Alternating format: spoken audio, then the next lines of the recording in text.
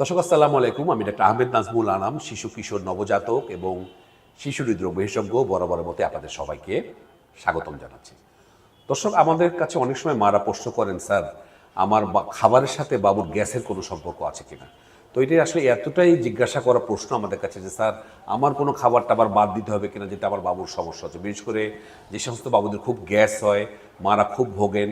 তো বাবুদের গ্যাস নিয়ে আমাদের অনেক ভিডিও আছে, আপনারা জানেন। আমি অনেক কিছু বলেছি। ছোট করে একটু মূল আলোচনায় যাওয়ার আগে আপনাদের জানিয়ে দিই যে গ্যাস আমি কীভাবে বুঝবো আমার বাবুদের।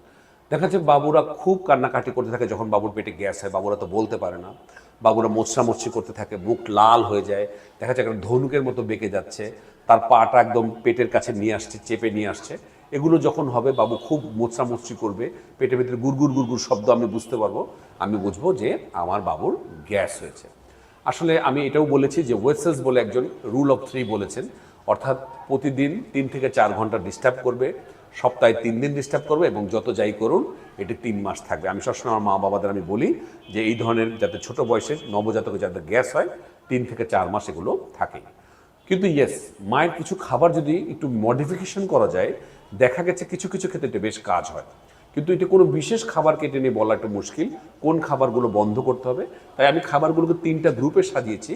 আপনি এক একটা করে গ্রুপ বন্ধ করে আপনি 3 দিন বন্ধ করে দেখবেন আপনার নিজের খাবারে, অর্থাৎ মায়ের খাবারে, যে বাবুর গ্যাসের কোনো উন্নতি হচ্ছে কিনা। অনেক সময় দেখা যায় এই ধরনের খাবারগুলো যদি মা খাবার বন্ধ করেন, খাবার খাওয়া বন্ধ করেন, তাহলে কিন্তু বাবুদের গ্যাসের অনেক উন্নতি হয়।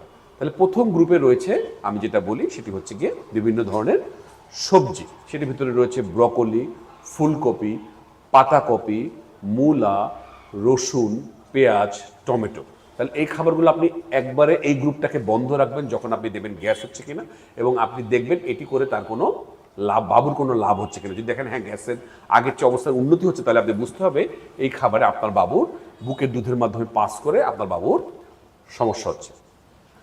2 নম্বর যে গ্রুপটি, সেটা আমরা বলছি ক্যাফেন জাতীয় খাবার। তাহলে আমরা বলবো যে সমস্ত মার বাবুর একটু গ্যাসের প্রবলেম হয় সেই সমস্ত মাকে ক্যাফেন জাতীয় খাবার যেমন সোডা, চা, কফি, এগুলো আমরা খেতে, চকলেট, এগুলো আমরা খেতে মানা করবো। ইয়েস, অনেকে আমাদের দেশগুলো নাই, পাশ্চাত্য দেশে অনেকে অ্যালকোহল কনজামশন করার বা স্মোকিং করার অনেকে করেন, আমরা সেগুলোও মানা করবো এবং যে কোনো ধরনের জাঙ্ক ফুড আমরা খেতে মানা করবো। তাহলে কিন্তু দেখা যায় মা যদি এগুলো থেকে বিরত থাকেন তাহলে বাবুর গ্যাসের যথেষ্ট উন্নতি হতে পারে। এরপর যে গ্রুপটি সেটা হচ্ছে ফলের গ্রুপ। আসলে ফল তো আমরা সবাই খাই, মা বাবারা আমরা খাই। তো ফলের ভিতরে আঙুর, আম, বিভিন্ন ধরনের বেরিজ, যেগুলো স্ট্রবেরি, ব্লুবেরি, বিভিন্ন ধরনের বেরিজ, তরমুজ, লেবু, মাল্টা, আনারস, এগুলো সব ধরনের ফলে কিন্তু বাবুর গ্যাসের প্রবলেম হতে পারে। তাহলে আপনি একসঙ্গে এই গ্রুপটাকে অফ করবেন এবং করে বাবুর প্রতিক্রিয়া দেখবেন। তো দর্শক, আমরা এই 3টা গ্রুপের বাইরে আরেকটি খাবারের কথা যেটা বলি সেটা হচ্ছে ডাল।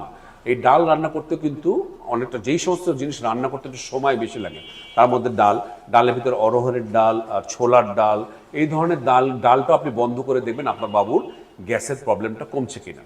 তো দর্শক, আমি মনে করছি এই 3টি বা 4টি গ্রুপের যে খাবারের তালিকা আমি আপনাকে বললাম, সেটি আপনি পর্যায়ক্রমে বন্ধ করে করে দেখুন যে আপনার বাবুর গ্যাসের কোনো উন্নতি হচ্ছে কিনা।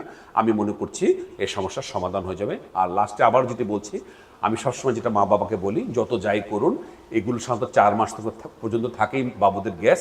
4 মাস পরে আস্তে আস্তে সব কিছুই ভালো হয়ে যায়। আর ওষুধের ব্যাপারে আমি বলেছি, যার কাছেই যাবেন একই ওষুধ, ওই ফ্ল্যাকোল ড্রপ আর ওমিডন ড্রপ, সেটি ডোজ আমি বলে দিয়েছি আগের ভিডিওতে, সেটা আমার আগের ভিডিওগুলো দেখে নেবেন। কিন্তু আমি বলবো ওষুধে আপনি মনোযোগী না হয়ে আপনি এটা বিশ্বাস রাখুন, 4 মাস পরে এটা ভালো হয়ে যাবে। এবং ইয়েস, আপনার খাবারে কিছু মডিফিকেশন আনুন, আমি আশা করছি বাবুর গ্যাস ভালো হয়ে যাবে। তো দর্শক, আজ এ পর্যন্তই। পরবর্তী নতুন কোনো টপিক নিয়ে আবারও হাজির হবো। সেই পর্যন্ত বরাবরের মতোই আল্লাহ হাফেজ।